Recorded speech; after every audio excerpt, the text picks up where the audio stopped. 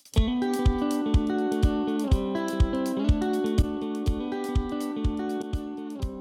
guys, my name is Cassie and I work for the mill in their pet department, and this is my 4.5-year-old Australian Shepherd Marty. So we're actually going to talk about Australian Shepherds today. It is our January breed of the month. It is a breed that was founded in like the late 1800s, early 1900s, and contrary to their name, the breed was technically established in the United States out west. They're called the Australian Shepherd because kind of the breeds that kind of went into the foundation of the Australian Shepherd breed was from Australia. So it's a little confusing, but they were actually established, or originally established, in the US. So the Australian Shepherd is part of the herding group. So they are herding dogs. They don't work like border collies. They do have a lot of desire to be doing something all of the time, but whereas a border collie kind of slinks around, Australian Shepherds are pretty upright dogs. They stand up tall on their legs. They don't really come down lower as you would think of a border collie. They do have similar coloring to a border collie. He's considered a black tri, so he's got brown points on his face and a black body with some brown on his legs. But kind of what's different from like when you're visually looking at them, if you'll notice, Marty doesn't have a tail. So Marty was docked. Some Australian Shepherds are born without tails, some just have a little nubbin, others are born with tails.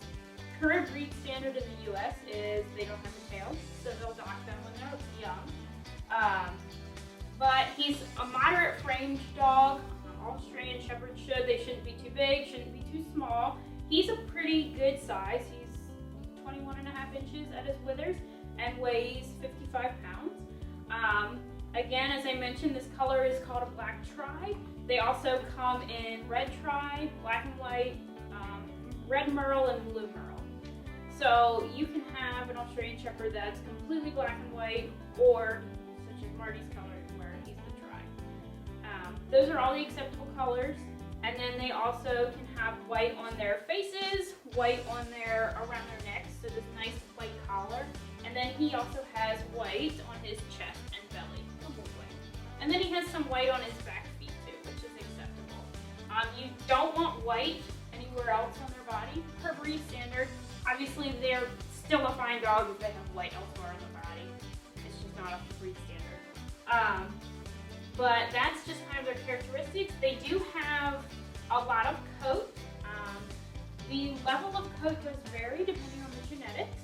He comes from more show type dogs, so he's got quite a bit of coat. You can get some that are going to be a little more what's considered stock bred. So their genetics are more towards a farm type Australian Shepherd, and they generally have less coat because when you think about a dog working on a farm, you don't want to think about grooming them a lot. You kind of want to be able to send them out to do their job and not have to come home and worry about brushing their coat out.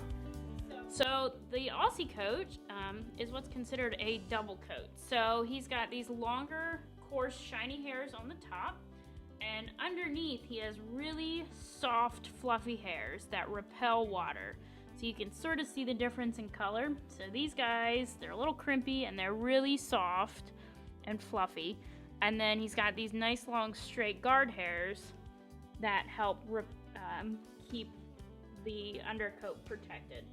So it's funny, when he gets wet, like he can go full on into the water, and if you were to run your hand backwards over his coat, all of this inside would still be dry. It makes giving him a bath a little challenging because it takes so much work to actually get his coat wet. But it also is really nice because when he gets wet and dirty, you just kind of let him dry off and all of the dirt falls off. Like, he's so clean because the dirt literally just falls off of his coat. I really don't give him baths that often. So, pros and cons to that coat, right? So, while he is a herding dog, I've been taking herding lessons with him. He is definitely more of a show type dog.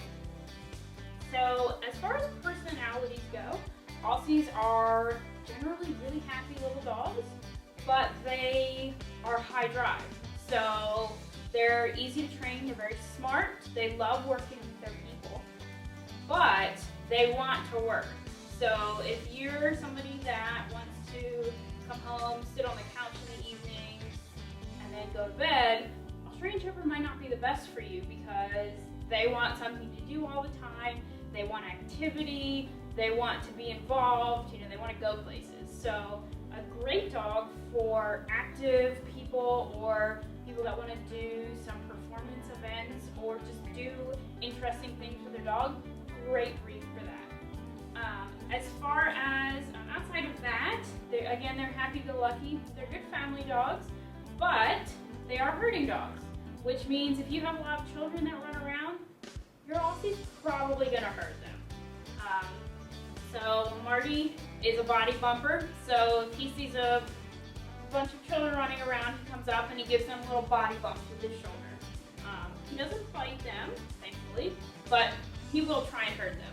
He herds all of my parents' dogs, because they have a couple dogs, so he'll try and herd them. So that herding drive is innate to the breed. Additionally with that, they are vocal dogs, because that was part of what they did. So when they were herding dogs, or herding sheep or livestock, they bark at them to help get them to move. So Aussies are not quiet dogs. I have worked with Marty a lot on keeping his vocalizations to a minimum, but when he's super excited, high arousal, his voice comes out. So if you want a dog that's going to be really quiet, probably not an Aussie, but if you don't mind that, great choice. They're also considered aloof around strangers. So Marty's always been very polite to everybody he's met, but he's not the type of dog to run up to a new person and jump on them and get really excited to see them. He's very much, he'll walk up, he'll say hi, and then he'll leave. And that's fun. I like that personally, because I've always been nervous about having a dog that's going to knock somebody down by mistake. Never have to worry about that with Marty. So they are aloof around strangers, generally speaking. That being said, again, this is a broad generalization of the breed, things you can kind of expect. There are dogs on either end of that bell curve that will not have those behaviors. There's some Aussies that love every person they see and want to talk to all of them. There's some that don't want anything to do with anybody except for their owners. These are also, as I mentioned, super easy to train, love to work. And that's actually part of the reason we got an Aussie, because I really wanted a dog I could do some performance stuff with. So Marty and I do agility, and we do herding, and we have done some rally, which is essentially, I call it fun obedience, where you have a bunch of different stations and you have to walk in a little pattern and follow the rules in each station. So I've taught him a lot of different behaviors, and he loves it. When we go down in the basement and do our training, he is all in, because they really like to work, and they like to do a good job. They like to be with their person. So if you want a dog that's gonna follow you everywhere, go hiking with you, he and I run all the time because I'm a distance runner, great option. But if that seems like too much work to you, because it is, it's definitely work, might not be the best breed, but I love them. He's been a phenomenal dog, and he's super fun and easy to train. So that's our Australian Shepherd. Super fun, active dogs. They do require some grooming with the coat. I do groom him every week or every other week when he was a puppy, or when his adult coat was coming in, I was grooming him every other day. But since his adult coat is pretty well established, I don't have to groom him quite that often. But it does require some grooming. So if you are interested in meeting Marty, he does come into the Whiteford store sometimes, but he is a pretty good representation of his breed. If you have any questions, feel free to reach out to us and let us know. Thanks for tuning in.